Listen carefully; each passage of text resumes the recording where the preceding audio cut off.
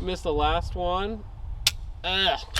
Good morning, everyone. Hope you're all having a wonderful day today. Today, we're going to be taking a look at a very aesthetically interesting slide and ported barrel combo. This is from Zaffiri Precision. This is their Glock 17L slide and ported barrel. Now, before we get into all of that, of course, if you want to help the channel out, you can, of course, like, share, and subscribe, as that is all free and does help me out quite a bit. On top of that, there's Subscribestar, which is basically just a pro to a Patreon. And the best way to support me financially is to actually just sign up for a 2-week free trial of Aura, linked in the description and probably in the pinned comment. It is insanely supportive just signing up for a 2-week free trial, even if you cancel it 1 minute later, 2 weeks later. If you're interested in internet security, password management, VPN, so on and so forth, go ahead and check them out. They are by far the most supportive of the channel. Now, with all that out of the way, full disclosure on the Zaffiri Precision Glock 17L slide and ported barrel combo. I did not pay for this. However, this was sent out by a subscriber and a follower of the channel to review. The same gentleman that sent me the bufferless 9mm setup from Bear Creek Arsenal also sent me this to review. Now, I have no relationship with Zaffiri Precision whatsoever. I was familiar with their products before this video. When I was looking into getting my first ported slide and barrel combo, I was looking at some of their stuff. I chose eventually not to go that route. I went with a more budget route. I've already done a video on the AIM Surplus ported slide and barrel combo, which we will kind of compare and contrast in this video. So I haven't used their products before, but I was at least familiar with them. Now, Glock 17L, as you can probably tell, is long, as the L stands for long. So this is, I believe, 1.5 inches longer. So instead of a 4.5-inch barrel, you now have a 6-inch barrel. Now, the ported barrel on here, the ports don't start till about 4.4, 4.3 inches, something like that. So you're getting basically Glock 17 velocities plus a little bit extra because, of course, the ports are going to bleed off a little bit of that energy because you are losing pressure behind the bullet. So you're not getting full 6-inch velocities, but you are getting at least 4.5, probably somewhere between 4.5 and 5.2 inches worth of velocity out of it. There is a slight loss in efficiency. Hopefully the trade-off there is very low recoil. Now, as you probably can tell, this finish is very interesting. The finish that they went with on this is called their Spectrum coating. It is very bright and vibrant. It's not necessarily my personal aesthetic. I would probably just go with something black or like that, kind of boring. But if you're looking for something that grabs the attention, the finish does certainly do that. Now, on top of it, the way that the finish is done is very good. It is insanely easy to clean. Carbon does not stick to it whatsoever, which is nice on a ported barrel. And it is incredibly hard, incredibly lubricious. There is basically no wear on it whatsoever, even on the internal slide rails.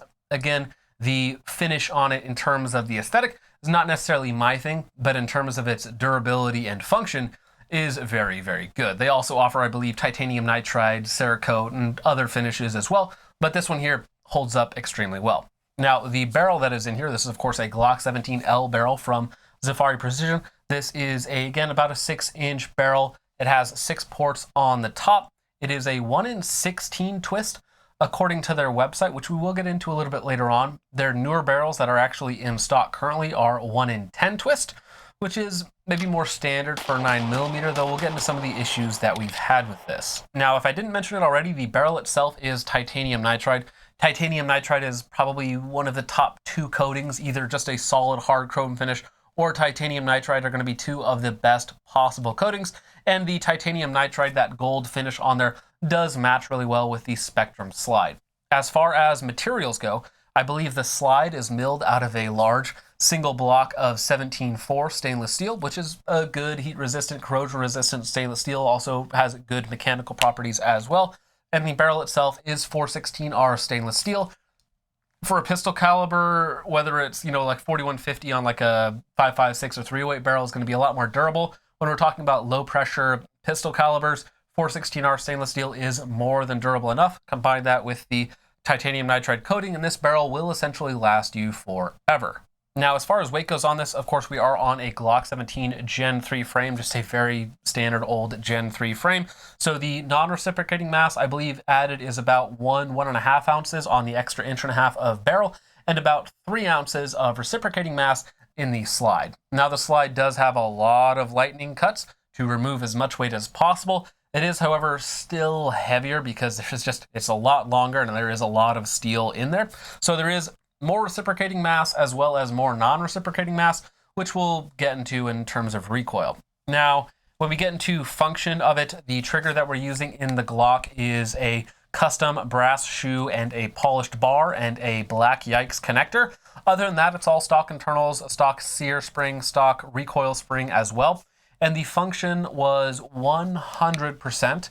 Outside of one light primer strike. However, that light primer strike was with Tula 115 grain steel cased ammo, and so I'm not sure if that was just a bad round, a bad striker hit, or something like that. Could have been a variety of things. I did refeed the round through the magazine and it went off the second time, so again, not really sure. Tula ammo is not necessarily what I consider to be consistent or super reliable ammo, though sometimes it is very accurate. So again, other than that one very minor issue that I can't totally attribute to the setup, because of course the ammunition is not particularly good. Other than that one issue, it has been completely flawless for about 600 rounds.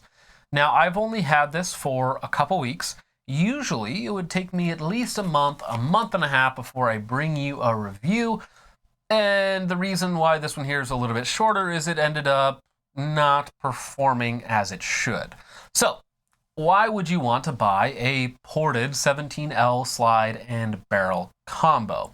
Well, probably because you don't like recoil and you want to get a good amount of velocity off of 9mm for target shooting, competition, so on and so forth. This does the first part of that fairly well. So when it comes to recoil, the biggest problem that I have with this is that it's actually not as soft shooting as my AIM Surplus ported slide and barrel kit, and this slide and barrel kit is about double the cost of this one. Now, this is just a standard Glock 17, so it is again about 1.5 inches shorter. However, that means that it does have less reciprocating mass. This barrel also has 4 smaller ports versus the 6 slightly larger ports on the Zaffiri Precision barrel. So I'm not sure if there is a lot going into work there. But one thing about this setup is it is very, very front heavy. And with full power 124 grain ball, it was also pretty flippy. Definitely better than a stock non-comped Glock 17, but not all that great. Now, where it really did well was with weaker ammunition. So that Tula 115 grain, I ran a couple hundred rounds of that through it with, again, only that one light primer strike issue. That ammo barely cycled the slide, which means that there was very little movement whatsoever. You can watch it just barely rock back and forth. So with a load that it is tuned for, if you're doing, again, competition or something like that, if you're working up a gamer load, 115, 124 grain, something like that, with just enough powder to get it going, it's going to be very, very soft. However, with full power, just factory loads, whatnot, 115, 124 grain ball, it was pretty flippy and snappy. Again, better than a stock, but not as nice as a lot of other comped or ported guns that I've shot. So for something that looks very long with a lot of weight removed, and you would think be very, very soft recoiling, I was a little bit disappointed.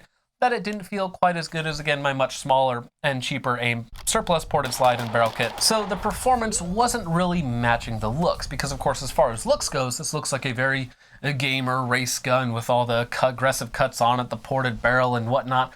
However, again, in terms of recoil reduction, it was definitely noticeable, but not substantially better than like a stock Glock or a variety of other handguns, Canics and whatnot that shoot very good right out of the factory without a comp or a ported barrel. Now that is absolutely not the main issue. That is a minor gripe, and we'll get to the major issue in just a second. If you go from like a stock Glock and you've never shot a race gun, never shot a ported comped gun, and you shoot this, you're gonna be like, wow, that shoots really nice, it's very soft. Again, so it shoots well, just not as good as I would have liked or maybe expected. The main issue with it, the major problem, is that the barrel does not hold a group whatsoever. So I was noticing a lot of missed shots, even between like 25 and 50 yards, it really not being able to print a very good group. So I was planning on doing accuracy testing on it anyway, so at the start of one of my range trips, I went ahead and bagged it on a concrete slab and set up a target at 15 yards to check the zero of the optic. The optic that we're using in this case is the Holosun 507C X2, so it is the green version with the green dot and 32 MOA outer circle. I usually just use the dot as it is very precise and very nice. Now, I went ahead and I tested two different loads. I tested, again, 215 grain ball, which has shot phenomenally out of my Shadow Systems. It shot like one ragged hole out of my Shadow Systems gun, and Cellar and Bellet 124 grain. I could not get it to group very well at all. The extreme spread between the four groups that I shot was about 6 inches at 15 yards. And again, remember that I am bagged on a concrete slab. So there is virtually no me in those groups whatsoever. Those are the best possible groups that I could get. Just for reference, I am bagged on a concrete slab, so you know the trigger pulls all felt good to me.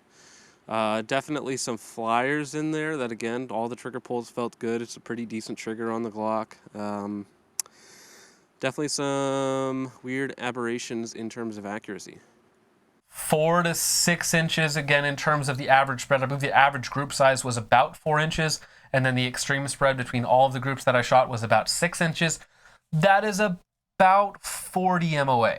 And 40 MOA means you will be off smaller targets at like 30 yards and beyond. So if I had like a 8x12 at like 40 yards, my cone of fire would be nearly 20 inches. And again, remember, I only have an 8x12 in there. So if I did everything perfectly and kept that dot perfectly centered at a target at like 40 yards, I would still end up missing like 30, 40, 50% of my shots, because that cone of fire is so much larger than my target, only at, again, 30, 40, 50 yards. Now, at that point, I went through what I could in terms of the process of elimination. So the first thing I was thinking was maybe the optic was having an issue and it was broken and just not holding zero.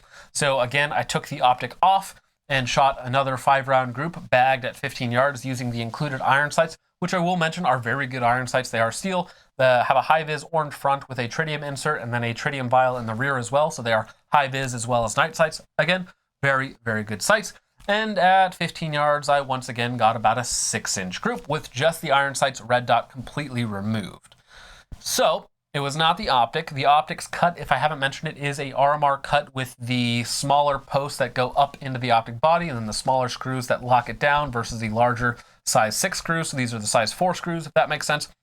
Overall, the optics cut is very nice. It is very, very tight forward and back. On top of that, you do have the posts going up into the optics that you then screw down. So it is a very secure mounting platform for the optic. The optic cut is done very well in that regard. And on top of that, the 507C is a very good optic. So I wasn't having any issues there. The optics cut was not the issue. The optic itself was not the issue. The iron sights are not moving. They were not the issue. Now, that was kind of where I had to stop because I don't have another 17L slide and I don't have another 17L barrel. So I can't check the slide has an issue, like a fitment issue with the barrel, or check if just the barrel itself has an issue. So one of those two things is causing the very deviant accuracy. The accuracy is very bad, basically unusable beyond, again, about 30 yards. Now, if you're shooting at huge targets, like full-size man targets, you're still going to be getting consistent hits out to like 40, 50, 60 yards or so. But anything beyond that, and even on full-size huge targets, you're still going to be missing around the edges, even if you're doing your part perfectly. Usually I would not bring something to you guys before I got to like 1,000, 1,500 rounds and had it for a couple months, lots of dry fire, so on and so forth, so I can give you guys a more realistic use case of it, of what it's actually like to own and shoot over a longer period of time, hopefully expose any more issues, so on and so forth. But because I was basically just wasting ammo half the time with it, it was very frustrating to shoot. I would feel like I would be doing my part perfectly and pulling the trigger the same every time, and in a string of 4 or 5 rounds, I would hit 2 or 3 and feel like I did the exact same thing every time, but again, only half the time I was actually getting a hit because of the inconsistency in the accuracy. Now, I can't say whether that is the barrel or the slide. I would probably lean towards the barrel. As I mentioned earlier, the barrels that are currently on Zaffiri's website list a 1 in 10 twist, whereas the listing for the Titanium Nitride barrel that is currently out of stock lists a 1 in 16 twist. 1 in 16 twist is very slow. Maybe you need lighter bullets to stabilize properly in a ported barrel. I'm also not too sure about just standard accuracy out of ported barrels. For instance, the one problem that I have with the AIM Surplus slide and barrel combo, which is very, very cheap, keep in mind, is it's also not particularly accurate, but probably about twice as accurate as this one is, but still not great if I had to rate it versus a just standard Glock 17 barrel or really any other factory handgun on the market.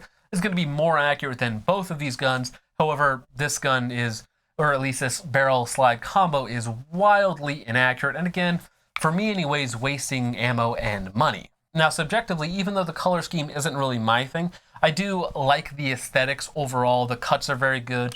The machining work is fantastic. The ported barrel looks very good. Again, I would probably go for a more boring color scheme, black and gray, something like that would look nice in my opinion.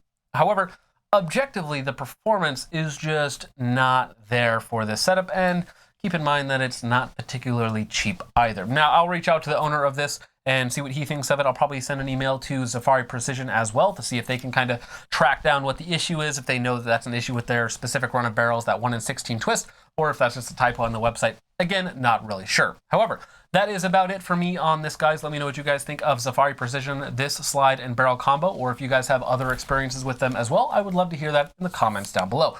With all of that out of the way, guys, thank you so much for watching. I hope you all enjoyed. I will see you in the next one. Peace off. If I have time, the holster that I'm using, this is the Blackhawk L2D. It is for a Glock 17 with a TLR1. This is a TLR1 clone from LAPG. It fits very well, and of course it is an open bottom, so it will fit long slides, ported, compensators, so on and so forth.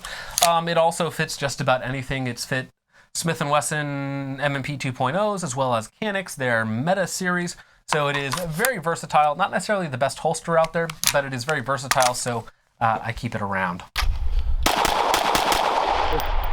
A little bit sluggish on that, but